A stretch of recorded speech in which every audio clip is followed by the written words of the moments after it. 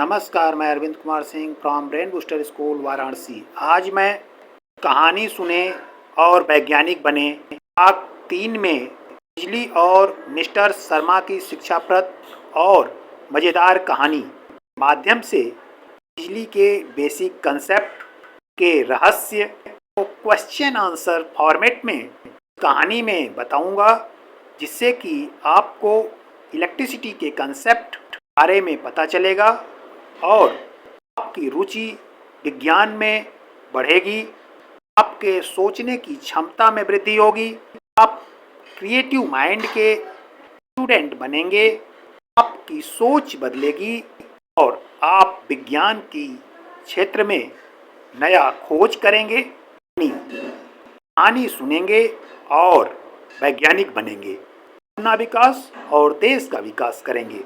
तो चलिए मैं कहानी सुने वैज्ञानिक बने भाग 3 में इलेक्ट्रिसिटी की कहानी बताता हूँ और फिजिक्स में इंटरेस्ट बढ़ाता हूँ। ध्यानपूर्वक कहानी को सुने, अपना मानसिक विकास, शारीरिक विकास और नई खोज कर देश का विकास करें, देश का नाम करें, परिवार का नाम करें, समाज का नाम करें। चलिए अविलंब कहानी को स्टार्ट करते हैं।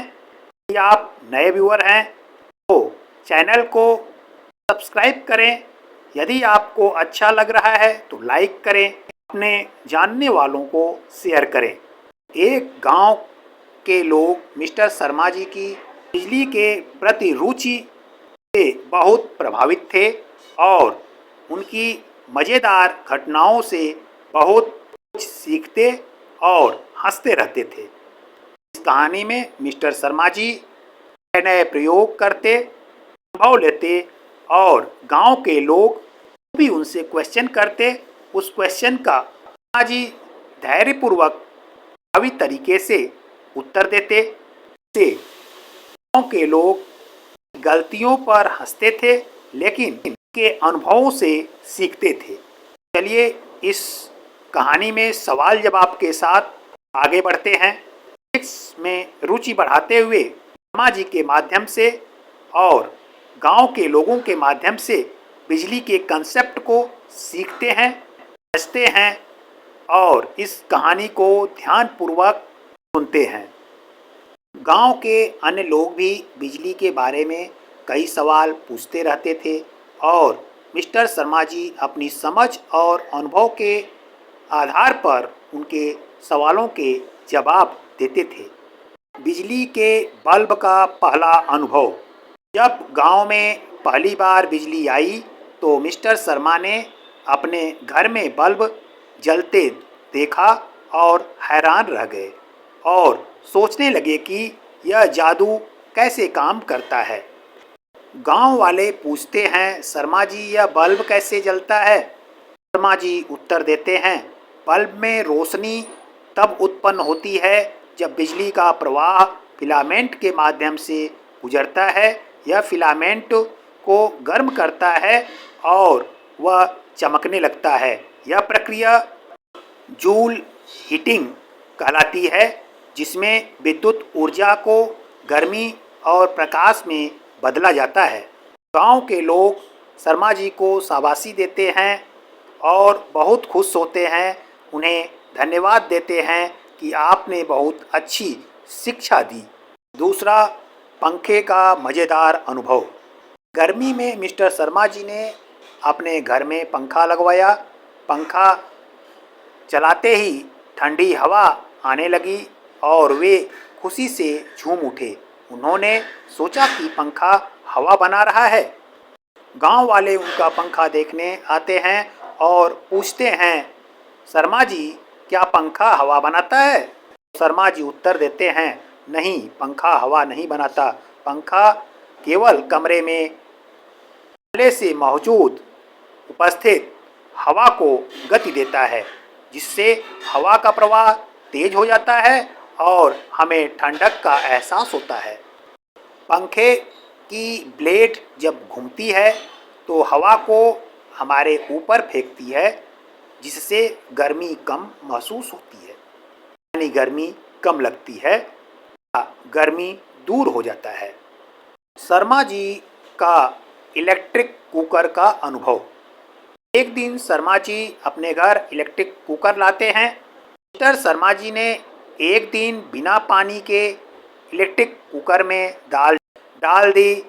कुकर में धुआं छोड़ना शुरू कर दिया और कुकर आग उगलने लगा। शर्मा जी घबरा गए। तब तक गांव वाले आ गए।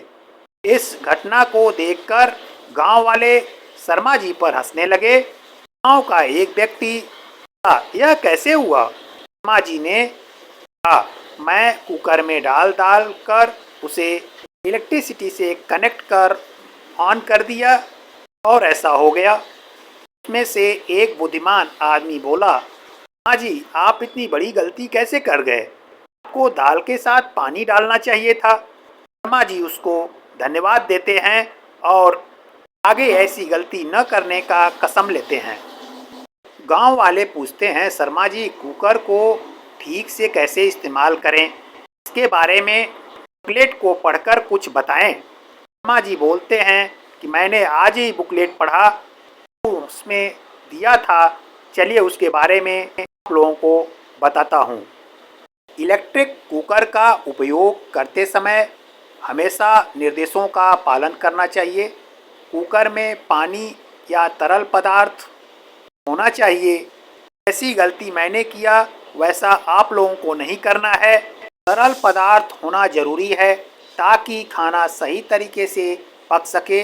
साथ ही ओवरलोडिंग से बचना चाहिए और खाना पकने के बाद कुकर को बंद कर देना चाहिए। बिजली के तारों के पास खेलना। एक दिन मिस्टर शर्मा जी ने देखा कि कुछ बच्चे बिजली के तारों के साथ खेल रहे थे। उन्होंने तुरंत रोका और चेतावनी दी, बच्चों, बिजली के तार के साथ नहीं खेलना चाहिए कि आपको करंट लग सकता है, आपकी जीवन लीला समाप्त हो सकती है। यह सुन गांव वालों ने शर्मा जी से पूछा कि बिजली के तारों के साथ खेलना क्यों खतरनाक है? शर्मा जी उत्तर देते हैं, बिजली के तारों के पास खेलना बहुत खतरनाक हो सकता है क्योंकि खुले तारों से करंट लग सकता है, गंभीर चोट का कारण बन सकता है या जानलेवा भी हो सकता है। बिजली के तारों से हमेशा दूरी बनाए रखनी चाहिए और केवल प्रशिक्षित पेशेवरों को ही इनकी मरम्मत करनी चाहिए। सुन गांव वाले और बच्चे बहुत खुश हुए और शर्मा जी को बहुत बहुत धन्यवाद दिए। एक दिन शर्मा जी एक गांव के हाल में देखे कि कोई नहीं है, पंखे चल रहे हैं, 5 बल्ब जल रहे हैं। यह देख शर्मा जी को बहुत दुख हुआ। शर्मा जी घर के अंदर जाते हैं तो देखते हैं कि घर में टीवी, फ्रिज, पंखा, कूलर सब ऑन है, घर में कोई नहीं है। कुछ देने के बाद पता चलता है कि घर में कोई नहीं है। शर्मा जी बाहर आते हैं तो देखते हैं कि घर के मालिक खेत में काम कर रहे हैं। वहाँ जाकर कहते हैं कि आपके घर में कोई नहीं है, पंखा, टीवी, फ्रिज, बल्ब सब जल रहा है, आपको ऊर्जा संरक्षण करना चाहिए। उन्होंने गांव के लोगों को बिजली की बचत के महत्व के बारे में बताया। गांव वाले पूछते हैं, शर्मा जी हम बिजली कैसे बचा सकते हैं? शर्मा जी उत्तर देते हैं, कहते हैं जब आवश्यकता न हो तो लाइट्स, ट्यूबलाइट, टीवी, पंखा, कूलर बंद कर दें। कुछ लोग बाथरूम में आते हैं, बल्ब जलाते हैं, रूम से बाहर आ जाते हैं, फिर भी बल्ब जलता रहता है। ऐसा करने से बिजली बिल अधिक आता है, बिजली की खपत ज़्यादा होती है, खर्च बढ़ता है, माँ रुष्ट होती हैं। ऐसा कदापि नहीं करना चाहिए कि बचत सबको करनी चाहिए। ऊर्जा कुशल उपकरणों का उपयोग करें, जैसे एलईडी बल्ब, रेफ्रिजरेटर और एयर कूलर के तापमान को नियंत्रित रखें। इलेक्ट्रॉनिक उपकरणों को स्टैंड बाय मोड में रखने के बजाय पूरी तरह बंद कर दें।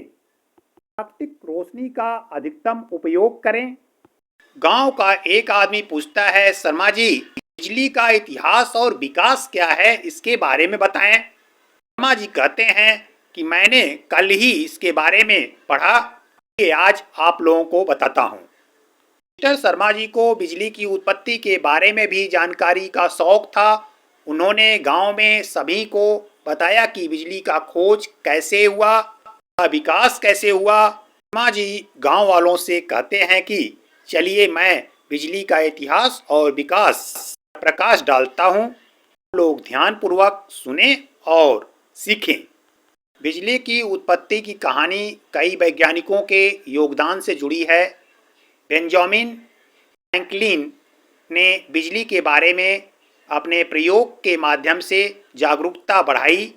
माइकल फैराडे ने विद्युत चुंबकीय प्रेरण की खोज की, जिससे बिजली उत्पादन संभव हुआ।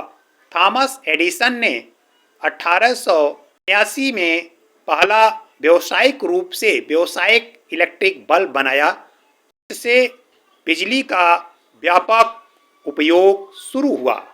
गांव वालों ने पूछा कि थॉमस एडिसन ने कैसे बल्ब बनाया, एक बार में ही बल्ब बना दिया? शर्मा जी कहते हैं नहीं, थॉमस एडिसन 2999 बार बल्ब बनाने में फेल हुए थे। यह सुनकर गांव वाले आश्चर्यचकित हुए और शर्मा जी से पूछे कि एडिसन जी को बुरा नहीं लगा 1999 बार असफल हुए? ये प्रश्न वहां एक पत्रकार ने एडिसन ने उत्तर दिया, मैं ईश्वर को धन्यवाद देता हूं कि 9999 ऐसे तरीके बताए जिससे कि बल्ब नहीं बन सकता। असफलता से दुखी नहीं होना चाहिए। उन्होंने बताया कि असफलता में अस्थायी शिक्षा देती है, अतः फेल्योर होना टेंशन का विषय नहीं है। फेल्योर होना लर्निंग है, लर्निंग लें और आगे बढ़ें। फेल्योर को जब आप लर्निंग समझेंगे तो नई खोज कर पाएंगे। थॉमस एडिसन ने पत्रकार से कहा। यह सुनकर गांव वाले बहुत खुश होते हैं और कहते हैं कि बहुत अच्छी शिक्षा एडिसन ने दी। हम सब एक दो बार जब असफल हो जाते हैं तो कार्य को छोड़ देते हैं, टेंशन, डिप्रेशन, यहाँ तक कि आत्महत्या कर लेते हैं। से हम सब भी सफलता को असफलता नहीं, लर्निंग, शिक्षा मानकर कार्य करेंगे और सफल बनेंगे। शर्मा जी कहते हैं बहुत अच्छी बात आप लोगों ने की, कहानी से आपने अपने अंदर परिवर्तन किया, बहुत खुशी हुई। क्या आप लोग और भी कुछ बिजली के बारे में जानना चाहते हैं? यदि हाँ तो कुछ प्रश्न करें। गांव वाले पूछते हैं, शर्मा जी नवीनीकरण ऊर्जा के स्रोत क्या हैं? शर्मा जी कहते हैं बहुत अच्छा प्रश्न है, ये मैं बताता हूँ। नवीनीकरण ऊर्जा के स्रोत वे स्रोत होते हैं जो प्राकृतिक रूप से पुनः उत्पन्न हो सकते हैं, जैसे सौर ऊर्जा, पवन ऊर्जा, जल विद्युत और जैव ईंधन।